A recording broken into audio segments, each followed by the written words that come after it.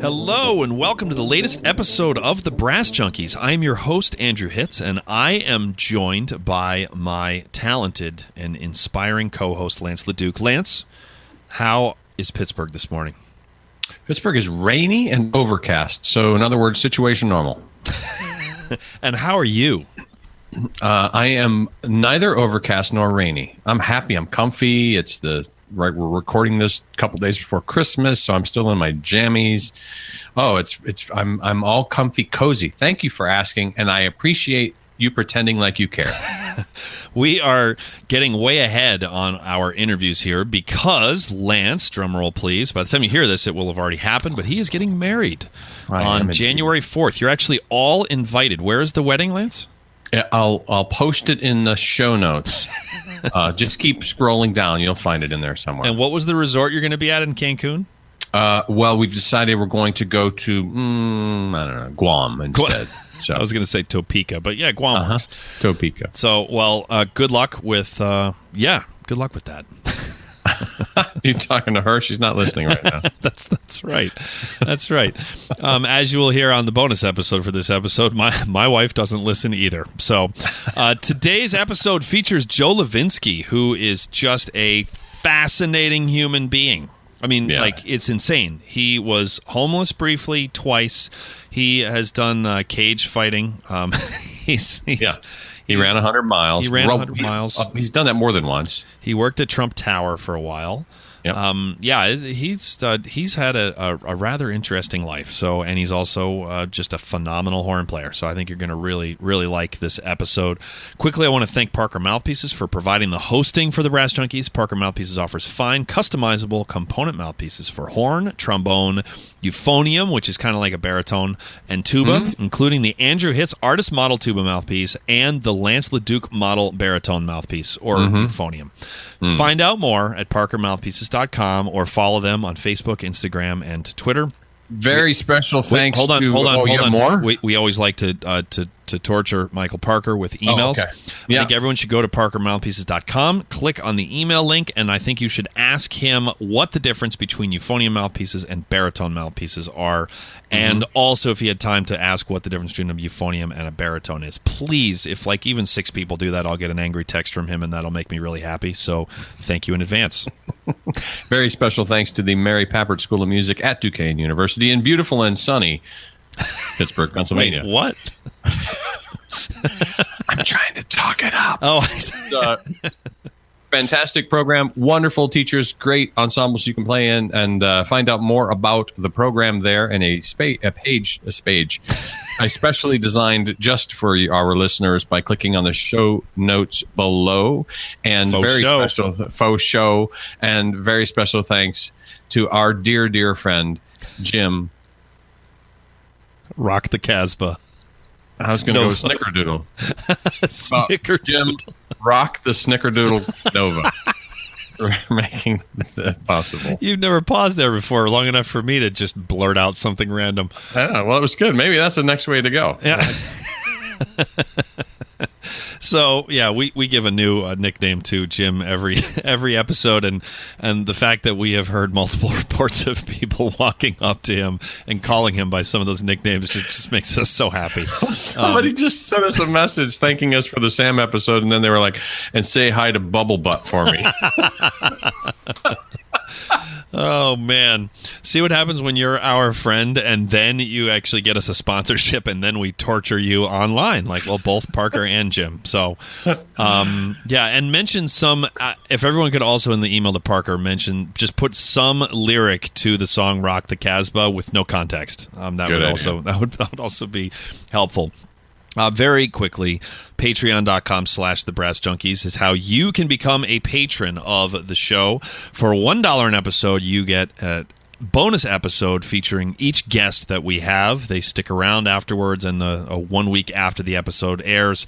This one with Joe is really fascinating. He talks about running with the Bulls in Spain. He talks about running 100 miles and raising money. He talks about, there's we share some quality, actually, Army Brass Quintet / Boston Brass. Road stories that included a battle with with a moisturizer battle right before we took the stage once in Colorado. There's some good stuff there. And then also we have revamped the Patreon patron stuff, $3, $5, $10. We actually have 4 new podcasts, believe it or not, that we are doing monthly. 2 from Lance, 2 from myself. From me, there's the Jacob's Quotes podcast, and there's also the Performance and Pedagogy podcast with Lance, the Deep Thoughts by Lance podcast, as well as the Music Practice Coach podcast. You get access to all of that as Patreon patrons from us, and it just depends on the amount and how many of those you have access to. But thank you for everyone who has already become that. We are on our way towards $200 an episode, which is awesome. So, and by the time, actually, I wouldn't be shocked by the time this airs, we're already there. So, really good stuff. Thanks to everybody who left a rating and a review. And I think that's going to do it. So without further ado, let us get to the conversation that we had with horn player Joe Lovinsky.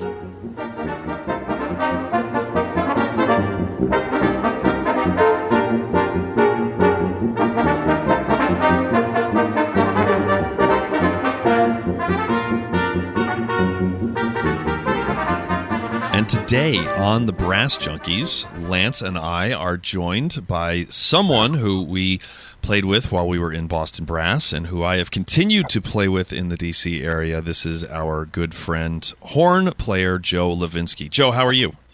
I'm doing well, thank you. Good to be here. It is good for you to be here, isn't it? It's great to be here. This is Joe's first ever podcast interview, and he is actually nervous, which is insane because he's one of the best horn players in the world.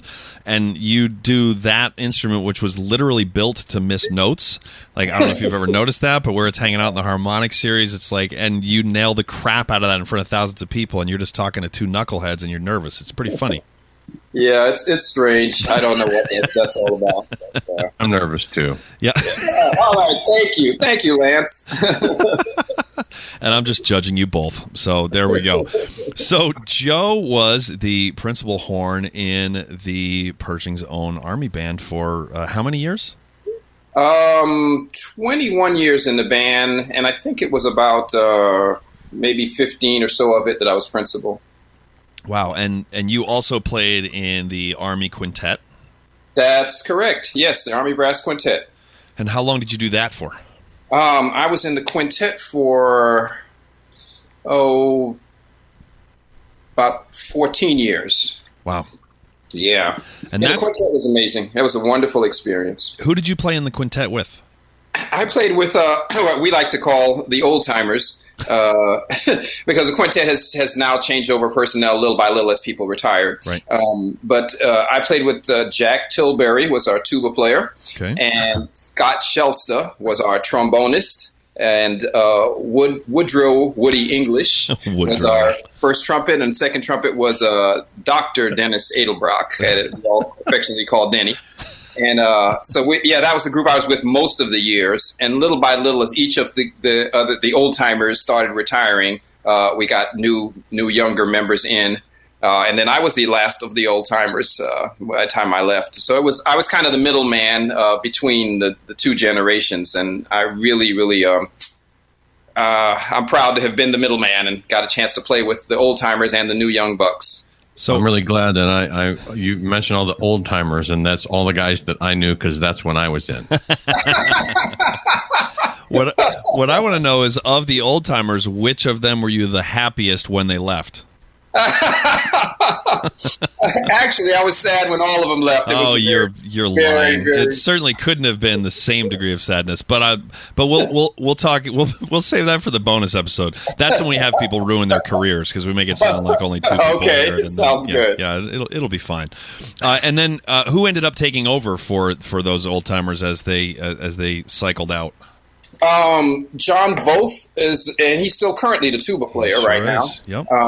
So he's been there a good little while now. Yep. And and then the trombone we had Harry Waters. I call him the amazing Harry Waters. So we had Harry for a good little while, and then after Harry was Matt Neese. Excuse me, yes. Dr. Dr. Oh, excuse me. That's correct. Jeez, I stand corrected. Dr. Matt Neese, who is also the trombone professor at Shenandoah University, Shenandoah Conservatory. Mm-hmm. And trumpets, Terry Bingham. Mm-hmm. He replaced Woody English.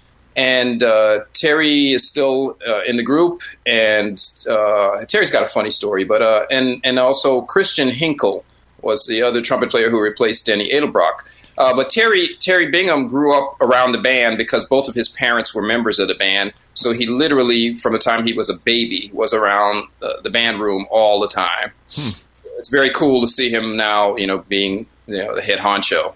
Cool. So we. For anyone who has not heard this, we have put it up on Patreon for our patrons. But we interviewed Harry. What did you call him? The amazing Harry Waters? Yes. So you're not going to have any difficulty believing this. Lance, do you want to paint the picture for Joe? Well, we tried to get Harry on the show, and it was the yeah cats. Yeah,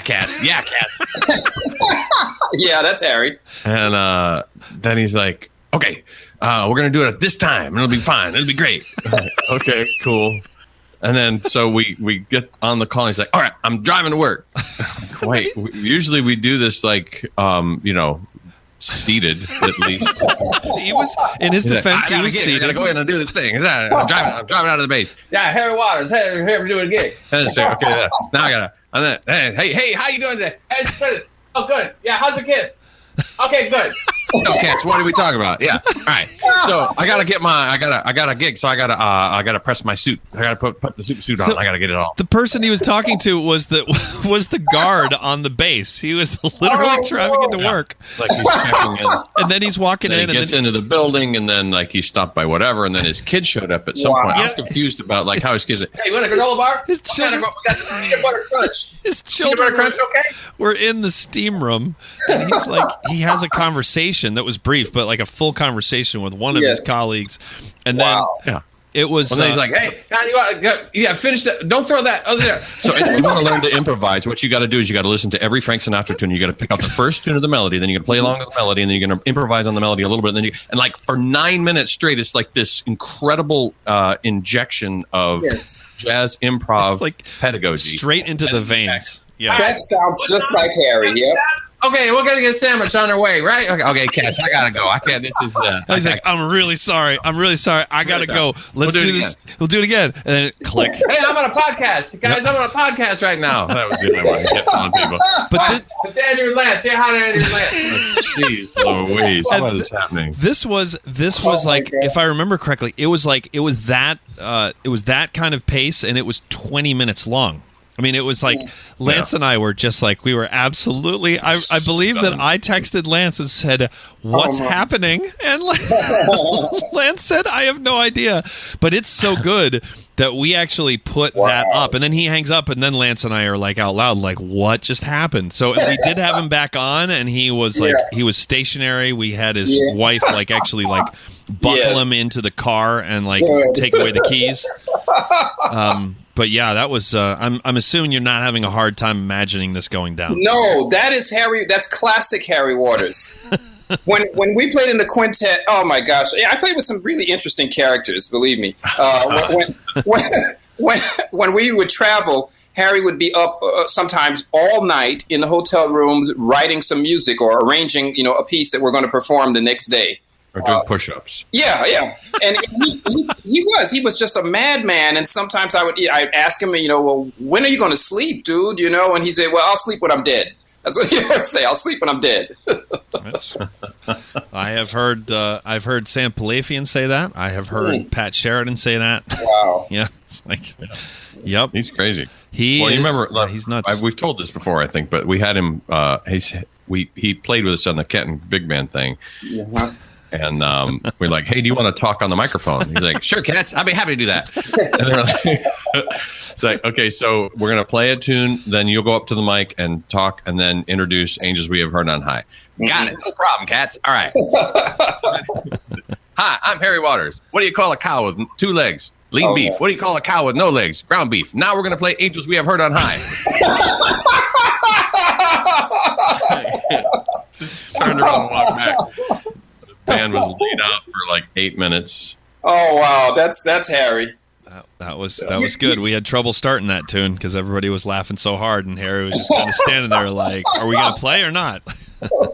Well, yeah, you had some primo personalities in that original quintet there. There were some really primo personalities. They were some of the most interesting guys I've ever met. I learned that from Harry, what you just described. When I was asked to go and just announce a piece, I would start it with a joke just like that because, as I told you in the beginning, I get very nervous when I'm just talking to people. I could play in front of thousands of people, but if it just tell me to talk to some people, it gets me a little nervous. So anyway, I watched what Harry did, and I just did the exact same thing. Whenever they asked me to go up, and you want to hear what my joke was? Yes. Okay. So... test. Yeah, mic test. So Johnny was standing in the entryway of the First Baptist Church of Nowheresville, USA, and the preacher came up behind him and said, "Hey, Johnny, what you doing?" He said, "I'm looking at these names on the plaque." He said, I wonder why all these names are on the wall." And the preacher said, "Oh, those are all the people from here who died in the service." And he said, "Oh, did they die in the 9 o'clock service or the 11 o'clock service?" Oh, jeez. There you go. There you go. Wow. So now we're going to play Angels We Have Heard on High. Yeah, exactly. Wow. There you go, man. That was where did you tell that joke? Well, the first time I told it was in a Baptist church and we were performing. I guess you got to remember that this is like the U.S. Army brass quintet too. So you're in full costume and everything. Yeah, yes, there you go. Yeah. Wow, that's pretty good. That is pretty good, right? So who was out of you and Denny and Woody, and who would you say the first trombone player was? Scott Shelster. Scott and you. So out of that original bunch, who was the best on the mic? Best on the mic, Denny. Denny had a way with the crowd. Denny Edelbrock could just, he was like a stand-up comedian. He was great. He kept their attention, and when things went wrong, like when Harry brought in newfangled technology and we were all technophobes, you can't imagine me being a technophobe. I mean, like he brought in a trombone with a valve? Yeah. So Harry brings in the music stands that you step on to change the page, and it's a little iPad. Mm-hmm. Right. Yeah, so he brings those in, and we insist that we need to move to those. We need to get rid of that. Yeah, so we went to that. And, of course, the first concert, we were at some university. I don't even remember which one. It was in the Midwest, a very big university with a very large crowd at the recital. And we put the things on, and while we're playing the music, it just goes blank. The power goes off. Nice. Nice. Now there can be technical difficulties when you go old school as well. I think I've surely mentioned this on the podcast at some point. Maybe during the Scott Hartman interview I mentioned this, but I once saw Empire Brass. I saw them perform at the Sci Center at Boston University when they were artists in residence there, over 25 years ago now. Mm-hmm. But I saw them there a number of times, and they would always walk out like they were the rulers of the world, and like they were just ready to kick everyone's ass, and then go home. And they did the power walk, and then they bowed, and then they took a big breath, and then they started. And it was absolute cacophony. It was like you were playing two Ives tunes on top of one another, and then like they played about 5 seconds, and then they stopped, and then they realized that between the 5 of them that there were it was either 3 or 4 tunes up on the stand. they had like and then they all switched the page to whatever Rolf had up so that he didn't have to make it look like he had made a mistake, and then they went on with the rest of the recital. So even low tech can sometimes have calamitous results. So so did you guys ever use the iPads again, or was that it? No, that was it. I see. Lance and I, since we've both been in showbiz for a long time, and because we're both kind of horrible people, like we would have loved to have been there because we love it, especially when our friends when horrible things happen to them on stage. It's like our favorite thing these days, right, Lance? For sure. I don't know what's number 2. So I think, go ahead. No, I was just going to say when we met, I think that I'm pretty sure that this was that this predates Lance in Boston Brass. The first Boston Brass Army Quintet combined gig, I think it was. I was there for Volume 2. You were there for Volume 2, yeah. But man, those were some fun concerts, man. We had kind of like a battle of the bands between the Army Quintet, and I believe it was the first one, which we were at the what was then called the National MENC. They've of course rebranded to NAFME.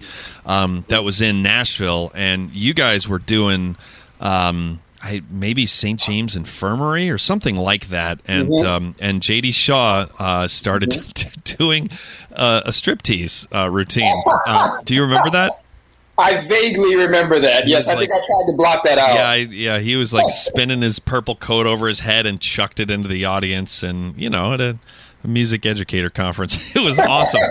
Yeah, it was because you guys also had beads, right? That I remember you were chucking around. Those were fun times. And then we did it again at the Broadmoor, and I think that's, Lance, when you were there, right? That's right. Yeah. Those were fun concerts. Man, were those fun. Yeah, those were a lot of fun. As a matter of fact, somebody, I don't remember who it was. It might have been Jeff Cortazzo, the bass trombone player. Someone painted or Excuse me, Dr. Jeff Cortazzo. Excuse me. I stand corrected. Dr. Jeff Cortazzo, I think, is the person who painted the poster. There was a poster that was cartoon characters of all of us and all of you guys. Yeah. And it said Battle of the Bands or Battle of the Brass Quintets or something like that. Yeah, I've got to find that. I know I have a copy of it somewhere. I didn't know that he's an artist. I'm pretty sure it was Jeff Cortazzo who painted that picture. But it was very cool. It was like cartoon characters of all of us and all of you guys. Wow. Yeah, I do remember that. Very cool. Good times. So what are you up to playing-wise these days? You do a lot. Yeah, I'm running all over the place playing right these days. When I stopped teaching at the end of last school year, and I've just gotten to more and more playing. So my time I don't know how it magically got filled up. I kind of thought I was going to be in retirement, but it didn't quite work out that way. I've been playing. I took some auditions for some part-time orchestras. I thought about trying to go after another full-time job, and then I really thought about it more and said, I just don't want to do that anymore. I've worked full-time my whole life, so I'm going to do the semi-retired thing, but it ended up being a lot of different part-time orchestras. So after not auditioning for anything for about, 18 years maybe, I've auditioned for the Ocala Symphony in Ocala, Florida. That was my first audition about, I guess, a year and a half ago. And so I'm principal horn in Ocala Symphony. I'm third horn acting assistant principal in the Gainesville Symphony. And I'm acting assistant principal in it's called the Charlotte Symphony, but it's not Charlotte, North Carolina. It's in Florida also. It's in Port Charlotte, Florida, which is actually a really good orchestra that I'd never heard of. Oh, sorry about that. That's my text thing. Let me turn it off. He's got another gig incoming, people. Oh, you're not going to believe who texted me. Who? Joanna Hersey. Hey. There you go. Put her on the line. Former guest on the Brass Junkies and on the Entrepreneurial Musician. So there you go. That's really funny. That is funny. So, I just played with you at the American Festival Pops Orchestra recently, and you were playing a principal there, and you sound awesome on principal horn. You. How does playing principal horn in an orchestra differ? Mm-hmm. Obviously, there's lots of ways, but if you could just kind of articulate it, than playing horn in a brass quintet. It differs quite a bit. It's a very different kind of playing. In the quintet, we have a lot less rests because obviously there are only 5 of us, so we got to cover everything and keep the music sounding full. So our parts, it requires an incredible amount of endurance. That's one thing I recommend to any youngster who wants to play in a quintet, to work on your endurance because you're going to really need it. In the orchestras, let me see. Orchestras, playing in an orchestra, you don't have nearly as many notes, but on the flip side, I think you're scrutinized a little bit more with the few notes that you have. Yeah. So I guess that's the way I would kind of describe it. Quintet music can be, and again, I love quintet music. Any youngster who has not done it, I highly recommend any horn player to, go delve into it. If you don't have a quintet in your high school or your college, start one. Just grab a bunch of people and, you guys get together whenever you have time and do it for fun. And if you like it, then try and get yourself some place to perform. But anyway, back to the question, playing in quintet for a horn player, I recommend that you really work on your endurance and work on your technical ability, just being able to play fast, clean notes, because you're not going to have that many of them in orchestra. So horn players generally don't develop that ability as much as they should. But that's really, really important in quintet music. You get melodies. You said there were 5 people in your quintet? Actually, when I left, when I retired, they were still 5. We've been asked that question many times. So have we. You too? Oh, gosh. I'm not surprised, because as the quintet of the Army, we played a lot of military functions, and we played at a lot of, a lot of politicians' dinners and luncheons and things like that in Washington, D.C. Very, very frequently, we'd show up at the State Department or someplace to play, and the person who was in charge of getting us from our van to wherever we need to be to play would ask us very often, so how many people are in this quintet? Did you ever say anything other than 5? Did we ever say, no, I don't think so. Not that I can remember. It's easy to answer that honestly the first time, but then it's very tempting to start to ad lib. It really is. It's very tempting. My other favorite question was, what is your job in the Air Force? Well, so I play in the Air Force band. I know, but what's your job in the Air Force? Wow. Oh, I drive a truck. Actually, that reminds me. I don't know if I should say his name. One of my colleagues in the Air Force band used to say, I could tell you what I do for a living, but then I'd have to kill myself. Oh. That's a good one. That is good. Yeah, I would always go with the secrecy thing, right? Because then the conversation ends, but then they're also like, "Whoa, like what is it?" You leave them muttering to themselves. So, Joe, enough about horn. That stuff's kind of boring. So you have had a fascinating just path through life as a human. I think I'm going to go out on a limb, Lance, and say that it's been a little bit more interesting than yours and mine. So you were briefly homeless when you were a student at Juilliard. Can you talk about that? No, it's too painful. No, I'm just kidding. The homeless part of the Juilliard part? The Juilliard part. No, just kidding. I thought before we started this, I was thinking about being like the worst guest in history, and every question just like, no, it's too painful. No, I don't want to talk about that. That would be hilarious to me. Yeah, that would be hilarious to me too. 9-minute episode. Actually, no, it'd probably be a long episode because I would just keep asking you questions.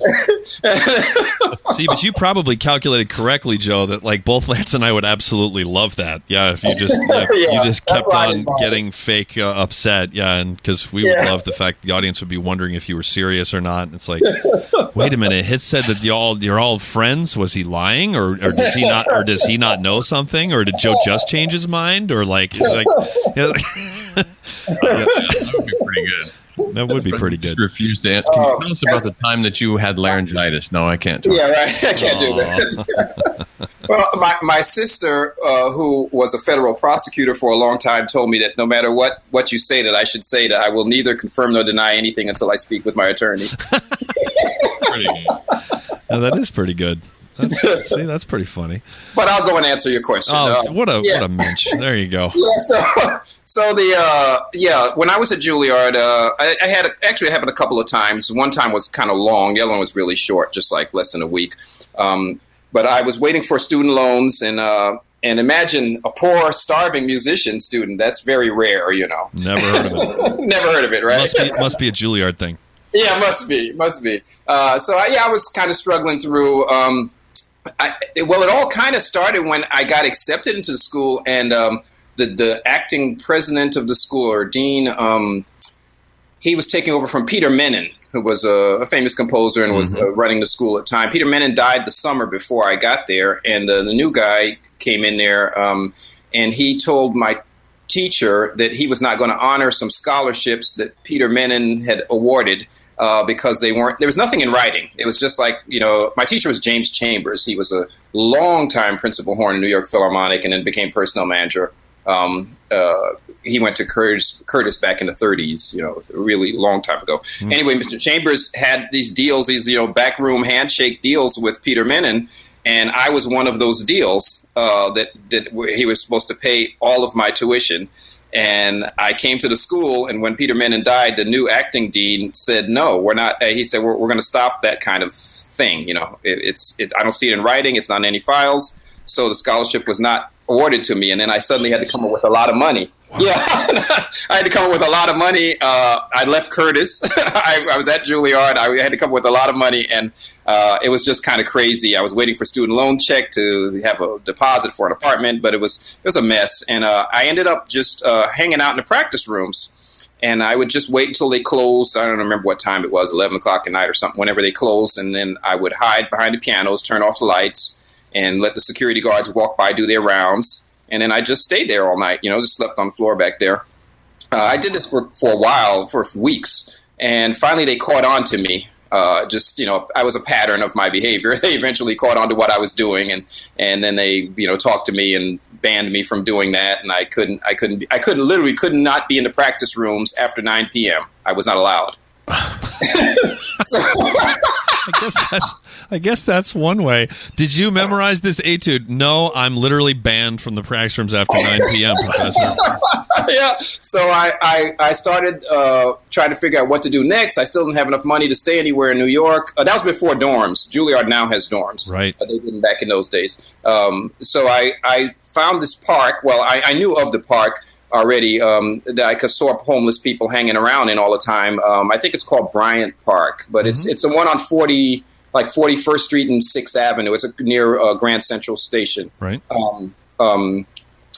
Anyway, I went to that park and I just hung out. I started learning the ways of the folks who live there. Like there was one particular guy who I kind of hung on to, and he kind of showed me the ropes. Like, you don't sleep on this bench. This one belongs to a certain person, and and things like that. And so I found my spot, and I just went there, slept every day. I tied a piece of string or like rope on my horn case and to my arm so nobody would steal it when I slept. And I just did that. I got to Juilliard in the morning. We washed my face, so no one knew what was going on. And it was very tough. I slept in the subways a few times. They used to have bathrooms down there. They were absolutely disgusting. But I slept in the bathroom before, and then in the subway when it was real cold. But I was just determined. I did not want to go home.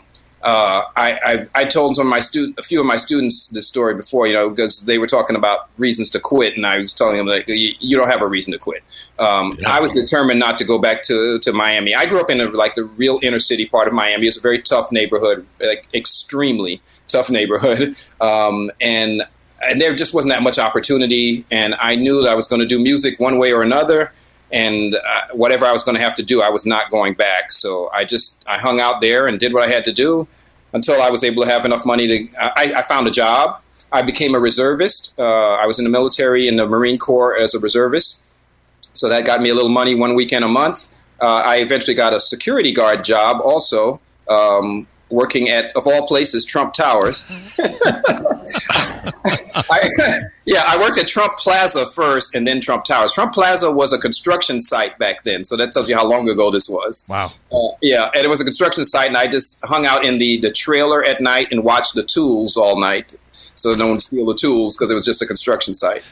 And then when just staring at a hammer? Yeah, pretty much. In practice, I practiced, too. I practiced in the middle of the night, yeah. Wow. And then I got to Trump Tower and did that for a while. And then I had enough money and I got my own apartment. Well, I had, roommate and everything. But that's how I ended up homeless.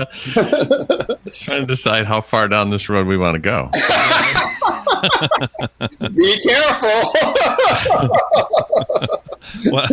Down which road, Lance? The Trump Tower one? Yeah. All right. So what did you see? Podcast shutdown. Yeah. I know. I won't say anything that's going to get you in trouble. I promise. That's too bad. Working in Trump Tower. It was a job. I worked a midnight shift, and got off in the morning and went to school. I was a security guard. I was on the first floor, was where I was stationed most of the time. I would go out in the morning and wake up the homeless people who were sleeping on the grates, getting the warm air. And after a while, they get to know you and you know them. It's no big deal. You wake them up before the people start coming. And then a few hours later, it's your time to go home and you get off from work. In the middle of the night, I didn't see very many people. I never saw Donald Trump, or now President Trump. I never saw him because I guess the shift that I worked. The morning shift people, they saw him all the time and they would tell us stories. I was terrified because they were all terrified. It was apparently he was a very demanding boss, but they were all terrified. But anyway, I never saw him, so I have no stories to tell you about him. I did see some celebrities, a few, not many, because the shift I worked, not too many came in and out during that time. Johnny Carson used to come in, and I saw Martina Navratilova. Huh. Well, that's cool. A few times. Yeah, Johnny Carson was really nice. I will never forget, as long as I live, how nice he was. We were, again, this was a long time ago. Minimum wage was $3.35 an hour. That's what I was making. And Johnny Carson would come by and give me a $5 bill. So it was a lot of money to me. Wow.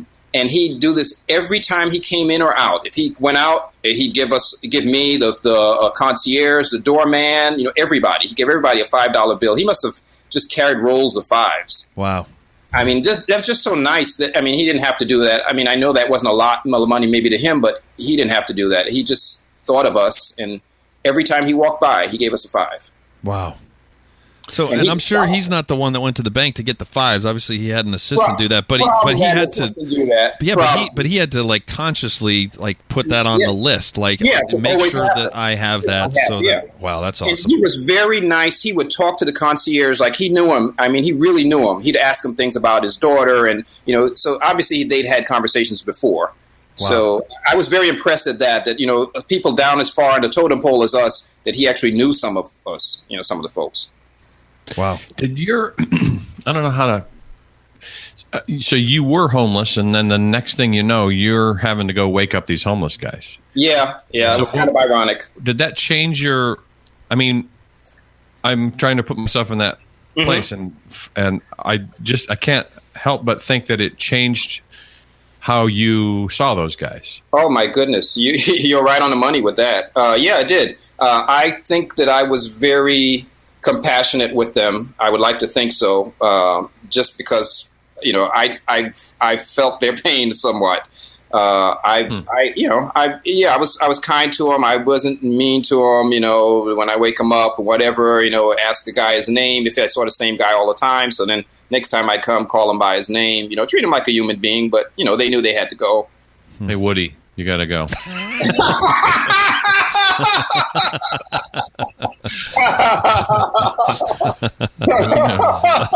One day you'd be in the quintet with him. One day.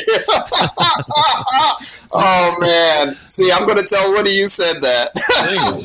Please. Last week when I played a gig with Joe and Woody was the one who hired us at National Presbyterian. Denny. That was Woody. Woody. Oh, yes, you're right. You're right. No, you're right. Yeah, I was like, were we at the same gig? Wait, were you sleepwalking? What's going on here? No, I hadn't. When I got the email from Woody, he's like, I've been meaning to hire you for a gig for a long time, so let's start here. And the band was great. It was Dr. Matt Neese and Dr. Chuck Sipe. And when you get 8 degrees, people get real bent out of shape when you don't throw the doctor on there. That's right. But the reason I bring it up is because I hadn't seen Woody in forever, and a long time, over a decade. And I walked up to him, and we both just went oh man, that was That was our hello. Yeah.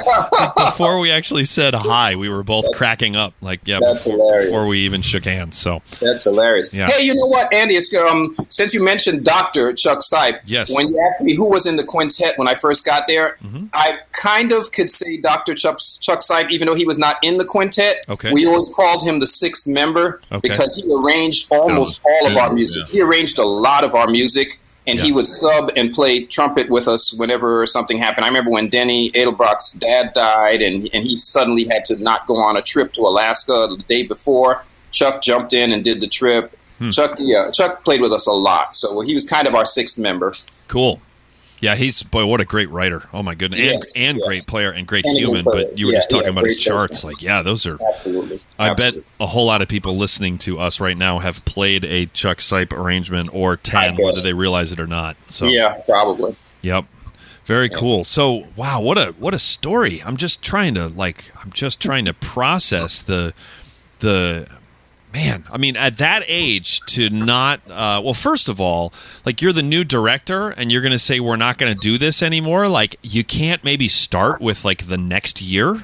I mean, like, how hard is that on a human level? I mean, it's like, come on, man. There couldn't have been 50 handshake agreements. What was there, like 2 or 3? I know of 3. Yeah, I mean, come on. Including myself, I know of 3. Like, really? I mean, like, look up from from your desk. And you say, look at you 3. Here's what's going to happen. Here's what you were promised, and then here's how we're going to transition. Yeah, there's a humane way to do it. Yeah, of course. Well, it's kind of crazy that, at the opposite end of the compassion spectrum, here now you're having to, like, nudge these guys and wake them up. Who are sleeping out in front of Trump Tower and getting their names and treating them like humans and realizing that not only could that have been you, but like it was at one point. So just like I'm just wondering how many, and I'm including myself when I was in college in this as well, but like what percentage of college students, Lance, would you say would be willing to hide in a practice room for weeks on end and then go to a park and learn all just to stay in music school that you're paying for? I mean, how many people, how many kids nowadays would do that to stay in the New York Philharmonic? I mean, that's incredible. So where the hell did you get that kind of character from? I'd have to say with my dad. He was a man of character. He passed away like a couple of years ago, but he was a real man of character. He was a extremely hard worker. He never really taught me anything verbally, not much, but he taught me a lot just kind of by watching him, and his work ethic was just ridiculous. He came to this country from Haiti, didn't speak English. I still remember as a little kid watching him with a record player. With a record, the same record all the time, listening to it and repeating back, like Johnny threw the ball, trying to learn English. Wow. And so he learned English that way and drove a cab and he did all kind of stuff. He was not an educated man, but he was a very hardworking man, worked a lot of shifts, different jobs, all that kind of stuff. But he got all 4 of us out of Liberty City, which is, like I said, an extremely tough neighborhood to grow up in. He got all 4 of us out of, we made it through high school, which is kind of rare there for a whole family. And all of us went to college. My sister was a federal prosecutor. My brother opened a computer business down in Daytona. My other sister is a rock musician. Actually, she's kind of a retired rock musician now. Let's see. And then, of course, myself, going to Curtis and Juilliard. But, he was a man of character. He really was. Wow. So where was your sister a federal prosecutor? In Miami. She actually was before that, she was Janet Reno, whose name a lot of people know. She was Janet Reno's, one of her assistants in Miami, before Janet Reno was appointed by President Clinton to move to Washington. She was working down there, and then she became a federal prosecutor in Miami. Wow. Yeah. But she still is, or she's retired? Well, she left for a while. I think it was just the typical lawyer burnout, and she went to France for a year. She had saved up a lot of money and always wanted to go and to some really intensive French course for a year. She met a guy there. They long distance dated. When she came back to the States, they got married. She moved to France. Became a housewife for a little while, and we all knew that wasn't going to last. The housewife thing was not going to last. She said she was going to just, stay home, raise her son or whatever. But, of course, people like that, they're workaholics. So she took the bar in France, which is a whole different set of laws, different language, and she passed it the first time. I did not inherit any of that intelligence.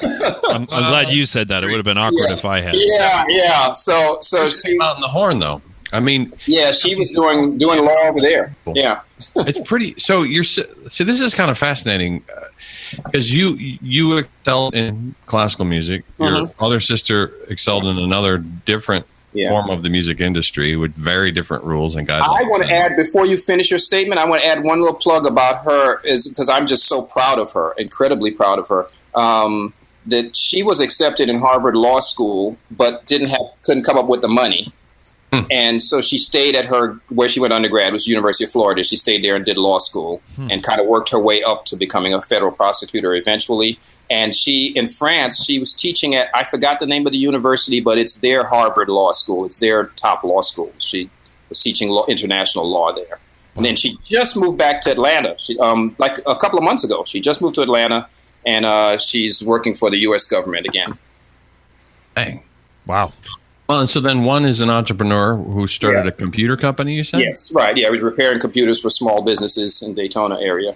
And then what's the rock one? Varnia. She went to a school called Fashion Institute of Technology in New York. It's a very prestigious school for fashion designers. And she started designing jeans and things. She was working for Gloria Vanderbilt back in the days when that was the thing. She moved to Europe, was doing that. And then she got into singing. I don't know how that happened because none of us knew that she sang. Just one day I called her and she said she had to go because she had a gig. And I'm like, what do you mean you have a gig? See, I'm singing in a rock band at a club. And so that went on. They made a few recordings. They never really got rich and famous or anything, but they made enough, to live. And they got by, and so she did that for pretty much her whole life. She's been doing that. One of her songs became pretty well known among the people who are gamers, and I'm not at all. But there was some video game that liked one of her songs called "Born Depressed," and the guy who had the video game, who owned it, he paid her to use her song on his video game, and so a lot of young people know her music that way. That's pretty cool. Wow. So we cannot we cannot end this interview without talking about the fact that at one point in your life you were a cage fighter. You had to bring that up, didn't you? Yeah. As in, like, you and some other dude would go into a cage, and then they'd close the door, and then they'd like say go, and then you'd like beat the crap out of them. So like what like talk to me about. I mean, I've dabbled in cage fighting here and there, but yeah, what tell us about cage fighting? Okay, real quick. I took karate in high school. Yeah, middle school, high school, took karate just like to learn how to defend myself and all that. And they had some government program that paid the teacher, so we didn't have to pay for it, which was awesome.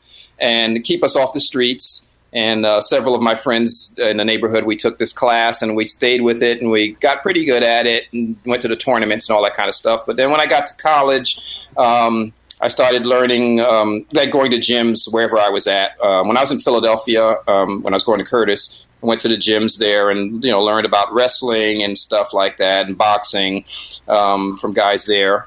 And there was a guy in one of the gyms, actually it was Joe Frazier's gym in Philadelphia, who came up to me and said, hey, you have really good hands, something like that. And I was hitting a speed bag, really fast. And he's asked me if I ever box. And I said, no. And and then he told me about this fighting thing they had, these tough man or tough guy, I think it was called competitions. And, you go in and you fight somebody and you get money. I'd never fought for money before, but, it was, hey. By the way, my dad, he was very, very old school in that when we finished high school or turned 18, whichever came first, you were on your own. I didn't ride home for money, ever. So when I got to Curtis, I just had to figure it out. So that was a way to make a lot of money. I was working at a Wendy's, and this was a lot more money to do this. So I said, yeah, at first I ignored the guy, of course, but I thought he was a joke. And then he told me $500 if you lose, $1,000 if you win. I said, okay. There you go. Where is the cage? Yeah, he got some of his fighters to help me train and learn the stuff I wasn't good at, the wrestling and stuff again. So I learned a little bit of that, and they put me in and they got me some fights. I had a few fights. I made a lot of money. I didn't have to work at Wendy's. I didn't work anymore. I just went to school. And there's a really quick funny story that goes with that too. Please. John Delancey, he was the head of Curtis at the time, and he was the oboe teacher, principal oboe of Philadelphia Orchestra for many, many years. John Delancey called me in his office because he heard about my fighting. And when he called me in, it happened to be during the week after a fight. So I was really beat up. My lips were all swollen, my eye was half shut. And, I couldn't play for a couple of weeks. And so he asked me why was I doing this, and I explained to him, how much money I got. And I said, I can't make that anywhere else, and then I can just, study and do my homework. And so he said, look, you can't be doing this, so we're going to get you some money. He told me to give him a list of what I need, what my bills were. He wanted details of, how much my rent, how much I spent on food, everything. He said, I want to know every time you went to McDonald's, everything. So I gave him a detailed list of what I spend. And he told me that if I could find an apartment that was $800 less per month than I was paying, that they'd get me the money. So I did. I found a little one-room studio on 13th and Spruce Street in Philadelphia, and I reported back to him, and he got me the money. I, to this day, don't know where that money came from, but I know that when Curtis asked me to do anything now, I do it. They asked me to be on the alumni council. I did that for 3 years. Anything, help, put together a reunion, anything, because, man, I'm so appreciative of what they did for me. And he told me, I don't want you doing that. And they got me the money. Wow. It was a grant, too, not a loan. Wow. Look at that. That's so crazy. Did you ever think about getting in the cage with that guy from Juilliard that took your scholarship, boy?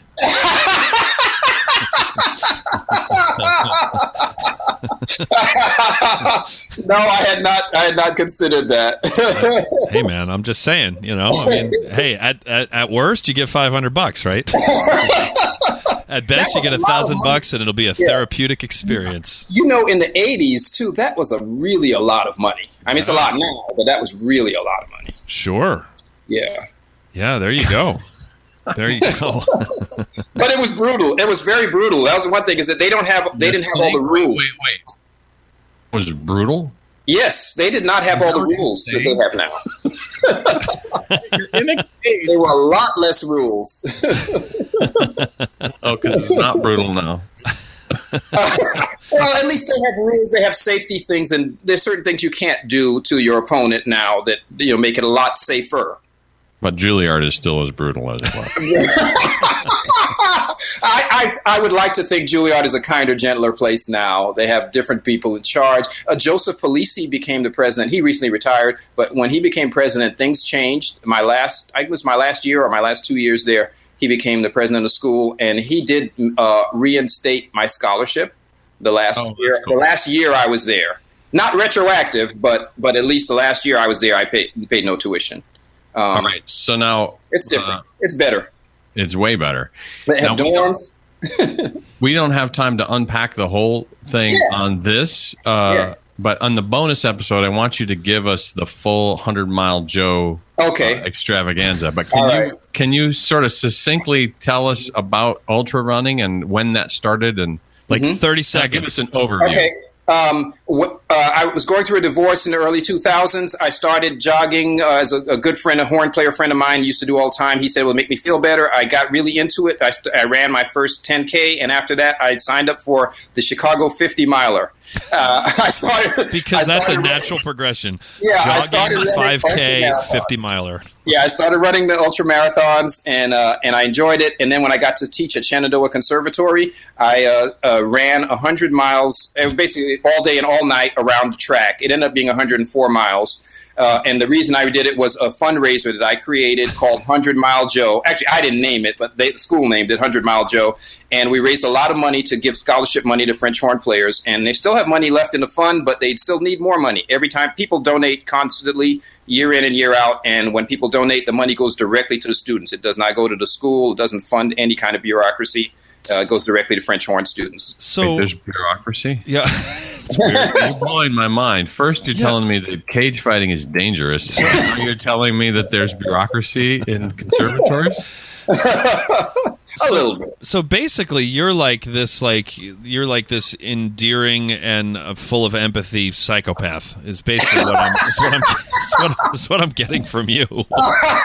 I've never been called that before, but I guess I'll have to really think about it. I'm gonna explain why in the bonus episode. I've diagnosed you, Joseph. I've diagnosed Thank you, doctor. So yes. So speaking of diagnosing, Yes. we need some advice for Jens Lindemann, obviously, and all these chop problems that he's going through, and with your life experiences. Yeah. I say this a lot. I actually mean this. You may be uniquely positioned to help not Dr. Jens Lindemann in his time of need. So what advice would you give him? Not doctor is a nice touch, right? Jens, I did not know that you were having chop problems. I know Jens and have played with him before, and I'm really sad to hear that. First and foremost, you have my deepest sympathies about the chop problems. I've had chop problems when I was in the Army, and it just mine was an overuse type of injury. I would suggest to you that you just do some really, really slow, low, middle register long tones, not too loud. Put some cold stuff on your lips from time to time. And, just kind of take it easy for a while and see if they bounce back. But, yeah, I'm really sorry to hear that about Jens. Because he's the man. He's such an awesome trumpet player. Hey, enough. We're out of time. Hey, Will, our producer, but cut that last part. Yeah, about Jens being a wonderful trumpet player. We ain't got time for that.